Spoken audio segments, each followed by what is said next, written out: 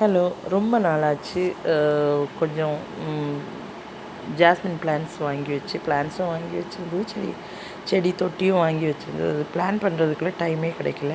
இப்போ இன்றைக்கி கொஞ்சம் டைம் கிடைச்சனால என் ஹஸ்பண்டும் நானும் சேர்ந்து செடி நடலாம் அப்படின்னு வந்திருக்கோம். நான் ரெக்கார்ட் பண்ணிகிட்ருக்கேன், அவர் தான் ஹெல்ப் பண்ணிகிட்ருக்காரு நட்டு. இது வந்து செம்மண்ணில் வந்து 3Fோட பயோ மேனுவர். நாங்கள் அந்த 3Fோட பயோ மேனுவரும் மண்ணு மட்டும்தான் நாங்கள் பாட்டிங் மிக்சராக யூஸ் பண்ணுறது. லாஸ்ட் டைம் நட்ட பேட்சில் வந்து கொஞ்சம் நிறைய பயோ மேனுவர் ஆனதுனாலேன்னு தோணுது. எனக்கு 3 செடி தொட்டியில் இருந்த பிளான்ஸ் வந்து நாசம் ஆயிடுச்சு. இப்போது ஒரு கிலோ அப்ராக்சிமேட் 1 கிலோ 1.25 கிலோ கிட்ட இருக்கும். அந்த செம்மண்ணில் வந்து 1.25 கிலோ கிட்ட பயோ மேனுவர் 3Fோட பயோ மேனுவர் மிக்ஸ் பண்ணி நல்லா மிக்ஸ் பண்ணணும். நல்லா மிக்ஸ் பண்ணி அதில் பெரிய பெரிய கல்லெல்லாம் எடுத்து மாற்றிட்டு, பெரிய மேனுவர்லேயும் பெரிய பீசஸ் இருக்கும். அதை வந்து சின்ன சின்ன பீசஸாக பிரேக் பண்ணிவிட்டு நல்லா மிக்ஸ் பண்ணிவிட்டு அதில் தேவையில்லாத இலைத்தழைகள், காஞ்ச புல் எல்லாம் இருந்துச்சுன்னா அதெல்லாம் மாற்றிட்டு பாட்டிங் மிக்சர் ரெடி பண்ணணும். பாட்டிங் மிக்சர் ரெடி பண்ணும்போது மேனுவருக்கு வந்து கொஞ்சம் அன்பிளசண்ட்டான ஸ்மெல் தான்.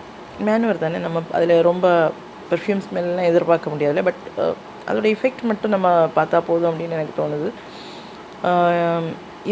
இந்த மேனுவர் வந்து பிளான்ட் க்ரோத்துக்கு ரொம்ப நல்லது.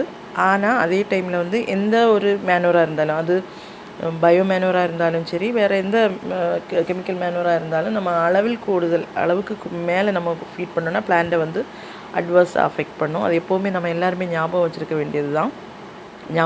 வேண்டிய ஒரு விஷயம்.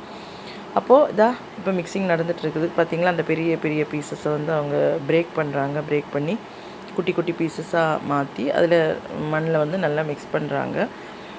நல்லா மிக்ஸ் பண்ணி அது கொஞ்சம் பயமேனுவர் ஆனதுனால ரொம்ப மண்ணோட கலரில் பெரிய மாற்றங்கள் எல்லாம் இருக்காது. செம்மண் மாதிரியே தான் கடைசியில் ஃபைனலாக வந்து இருக்கும். அந்த பெரிய பீசஸ் எல்லாம் இது பண்ணுவாங்க. சைடில் இருக்கிற கல் இல்லைன்னா சிலதெல்லாம் பிரேக் பண்ண முடியும், அதெல்லாம் மாற்றி மிக்ஸ் ஆல்மோஸ்ட் ரெடி ஆயிடுச்சு.